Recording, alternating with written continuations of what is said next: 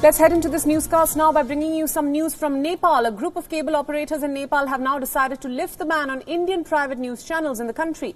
Reports indicate that the operators were forced to revoke the ban under immense public pressure. Earlier, all Indian news channels except India's state broadcaster DD News were banned by Nepalese operators. Nepal had accused Indian news channels of biased and unfair reportage on its Prime Minister KP Sharma Oli, and the ban was imposed by a group of cable operators in Nepal, and they themselves have now decided to revoke it. It is important to note that another section of cable operators in Nepal continues to enforce this ban, so it is only partially lifted so far, and Nepal's government is yet to officially react to this new development. Earlier this week, Nepal's communications minister had asked operators to prepare for an extended ban on Indian news channels, but operators in Nepal have given in to public demand.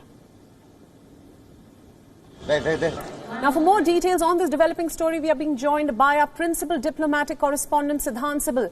Hi, Siddhant, a very good morning to you. Thank you for joining us. Now, tell us, so why have Nepal's cable operators decided to review this controversial ban on private Indian news channels, and that too now? We know that this is only a partial lifting of the ban, and some channels, some Indian channels that is, which Nepal believes air objectionable content, are still banned. So why lift the ban now?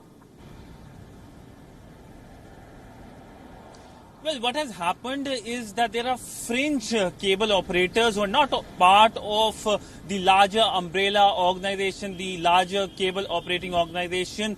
They have been showing these Indian news channels and they continue to do so. So we have seen those visuals.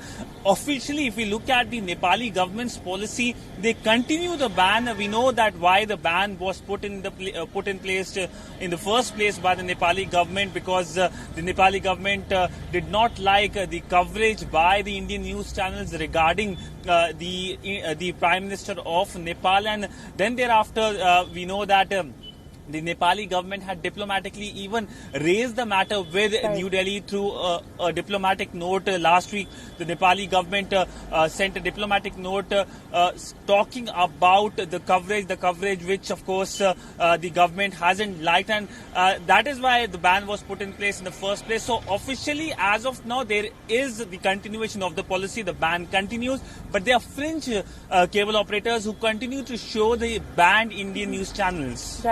Right. Now, this clash between Nepal and India has only been escalating, with the Nepal Prime Minister accusing India of appropriating Nepal's culture and even making some bizarre remarks about Lord Ram belonging to Nepal instead of India.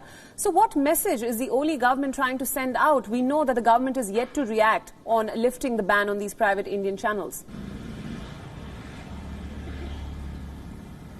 Well, there hasn't been any reaction by the Nepali government, but it's a symptomatic of the relationship, the ties, the government-to-government ties between India and Nepal. We know that Nepali Prime Minister KP Sharma Oli has been commenting about India. He said that COVID crisis in his country is from India, and just last week he had started another controversy by saying that Lord Ram was born he was from Nepal and Ayodhya is in Nepal. Of course, later on the Nepali Foreign Ministry did a U-turn and clarified the remarks, but by and large we know the government-to-government relationship between India and Nepal is in tatters. The comments by the Nepali Prime Minister only goes to impact the strong people-to-people relationship, a relationship that has been a civilizational relationship and much celebrated relationship. Right. All right, Siddhant, thank you so much for joining us and for all your inputs on this story. We'll come back to you for more as this story develops.